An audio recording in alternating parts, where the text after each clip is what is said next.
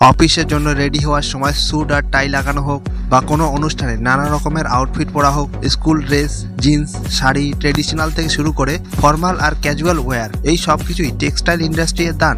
আর আজকে quick support Bangla জানাবে যে আপনি কিভাবে নিজের টেক্সটাইল বিজনেস শুরু করতে পারবেন। নিজের টেক্সটাইল বিজনেস শুরু করার জন্য সবার প্রথমে আপনাকে মার্কেটের বিষয় জানতে হবে, কেননা যে কোনো বিজনেসের জন্য টাকা ইনভেস্ট করার আগে মার্কেটের বিষয় জানা থাকতে হবে। আপনি যেই ফিল্ডেই নামতে চাচ্ছেন সেটির মার্কেট ভ্যালু কি, সেই প্রোডাক্টসের ডিমান্ড মার্কেটে রেগুলার থাকে কিনা, মার্কেট প্রফিটেবল আছে কিনা, এই সব বেসিক কথা জানতে হবে। যখন আপনার নলেজ আর আপনার রিসার্চ ওয়ার্ক ক্লিয়ার হবে তখন আপনি কনফিডেন্টের সাথে ইনভেস্টমেন্ট করতে পারবেন। যদি আপনার কোনো সন্দেহ রয়েছে তাহলে টেক্সটাইল বিজনেস করা এক্সপার্ট বিজনেসম্যানের কাছে অ্যাডভাইসও নিতে পারেন। শুধু একটি বেসিক কথা বুঝে নিন, যখন থেকে মানুষ শরীর ঢাকা শিখেছে তখন থেকে কাপড়ের ডিমান্ড চলেছে, আর এটি সবসময়ই থাকবে। শুধু দরকার কারেন্ট ট্রেন্ডকে বোঝার। এখনকার লোক কেমন কাপড় পরছে আর দেশ দুনিয়া কোন স্টাইল বা ট্রেন্ডকে ফলো করছে, ডিমান্ড আর সাপ্লাইয়ের তাল মিলের সাথে টিকে থাকে। এগুলির মধ্যেও 2-3টি পয়েন্ট ধ্যান রাখতে হবে, যেমন আপনার টার্গেট ফ্যাব্রিক কি হবে, এটি লোকেশন আর কাস্টমারের চয়েসের উপরে ডিপেন্ড করবে।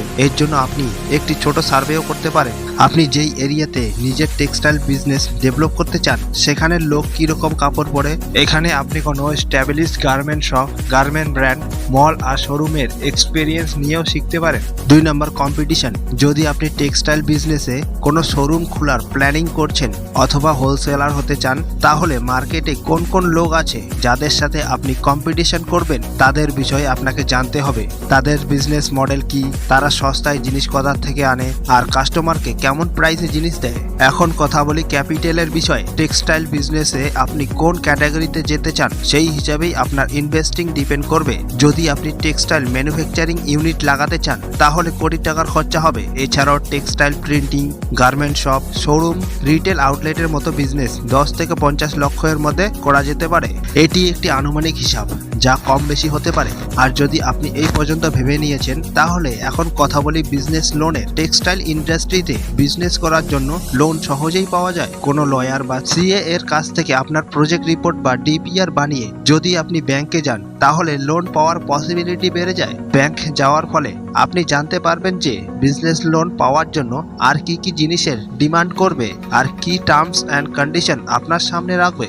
যদি আপনি গুগলে সার্চ করেন how to start textile business, তাহলে সার্চ রেজাল্টে এইচডিএফসি ব্যাংকেরও একটি লিঙ্ক আসবে যেখানে টেক্সটাইল বিজনেসের বিষয়ে কিছু দরকারি বেসিক কথা লেখা রয়েছে আর বিজনেস লোন অ্যাপ্লাই করার অপশনও আপনি দেখতে পারবেন। এরপরে আপনাকে পরের স্টেপ নিতে হবে লাইসেন্সের বিষয়ে। টেক্সটাইল বিজনেস দাঁড় করানোর জন্য আপনি শোরুম খুলেন বা ম্যানুফ্যাকচারিং ইউনিট বা প্রিন্টিং, সব কাজের জন্যই আপনাকে লাইসেন্সের দরকার পড়বে। এই ক্ষেত্রে আপনি proprietary form, partnership form, limited liability partnership মানে এলএলপি বা প্রাইভেট লিমিটেড কোম্পানি এর হিসাবে এস্টাবলিশ করতে পারেন। এছাড়া যদি আপনার টার্নওভার 20 লাখ পর্যন্ত পৌঁছে যায় তাহলে আপনাকে জিএসটি রেজিস্ট্রেশন করতে হবে। যদি আপনি টেক্সটাইল শপ বা শোরুম খুলতে যাচ্ছেন তাহলে আপনার মিউনিসিপাল কর্পোরেশনে রেজিস্ট্রেশন করাতে হবে, যার জন্য আপনাকে 5 থেকে 10,000 টাকাও লাগতে পারে। এই সব কিছুর জন্য আপনি কোনো সিএ বা লয়ারকে অ্যাপ্রোচ করতে পারেন যে আপনাকে সবই লিগ্যাল ওয়ার্কে হেল্প করবে। এখন কথা বলি টাইপস অফ টেক্সটাইল বিজনেস, মানে জানি যে টেক্সটাইল ইন্ডাস্ট্রিতে কি কি বিজনেস অপশন অ্যাভেলেবেল রয়েছে। 1 নাম্বার হলো টেক্সটাইল প্রিন্টিং ইন্ডাস্ট্রি। যদি আপনি টেক্সটাইল প্রিন্টিং ইন্ডাস্ট্রিতে যেতে চান তাহলে manual textile printing machine, semi automatic textile printing machine, automatic multi colour printing এর মতো অনেক মেশিন মার্কেটে অ্যাভেলেবেল রয়েছে, যেগুলোর সাথে আপনি প্রিন্টিং বিজনেসে যেতে পারেন। 1 লাখ থেকে 50 লাখ টাকা বা এর থেকেও বেশি দামি প্রিন্টিং মেশিন আপনি পেয়ে যাবেন। ডিপেন্ড করবে আপনার বিজনেস ক্যাপিটাল কত রয়েছে। 2 নম্বর হলো অনলাইন স্টোর। আজকাল অনলাইন শপিং এ মানুষের অনেক ক্রেজ দেখা যায়, অথবা সময়ের ডিমান্ড বলা যায়। দরকারি যে কোনো জিনিসের জন্য অনলাইন মার্কেট গ্রো করছে। কাপড়, জুতো, লাইফস্টাইল প্রোডাক্টস, ইলেকট্রনিক জিনিস, গ্রোসারি সবকিছু অনলাইনে বিক্রি হচ্ছে। এর জন্য আপনি আপনার নিজের অনলাইন ওয়েবসাইট বানিয়ে সোশ্যাল মিডিয়া মার্কেটিং এর মাধ্যমে নিজের টেক্সটাইল বা গার্মেন্ট বিজনেস শুরু করতে পারেন। সোশ্যাল মিডিয়াতে টাইমলাইন স্ক্রল করার সময় অনেক কমার্শিয়াল অ্যাডস শো করায়, যেখানে আউটফিট বা গার্মেন্টের অ্যাডসও অনেক থাকে। তো যদি আপনার কাছে ভালো কালেকশন রয়েছে আর প্রোডাক্টসও ইউনিক হয় তাহলে আপনি রেগুলার কাস্টমারের সাথে সাথে অনলাইন কাস্টমারও বানাতে পারেন।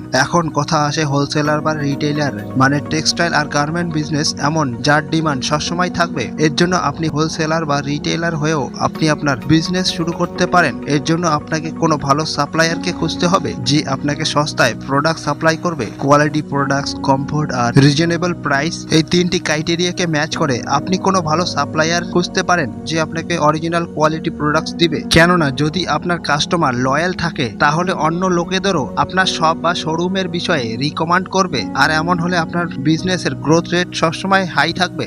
তো টেক্সটাইল বিজনেসের বিষয়ে এই ভিডিওটি আপনাকে কেমন লেগেছে কমেন্ট বক্সে লিখে অবশ্যই শেয়ার করবেন, আর পরবর্তীতে কি বিষয়ে জানতে চান সেটিও লিখে পাঠাবেন। আর আমাদের চ্যানেলটিকে সাবস্ক্রাইব করে বেল আইকন অবশ্যই প্রেস করে দিবেন যাতে কোনো নোটিফিকেশন মিস না করেন। ভালো থাকবেন, সুস্থ থাকবেন, দেখা হবে পরবর্তী ভিডিওতে। ধন্যবাদ।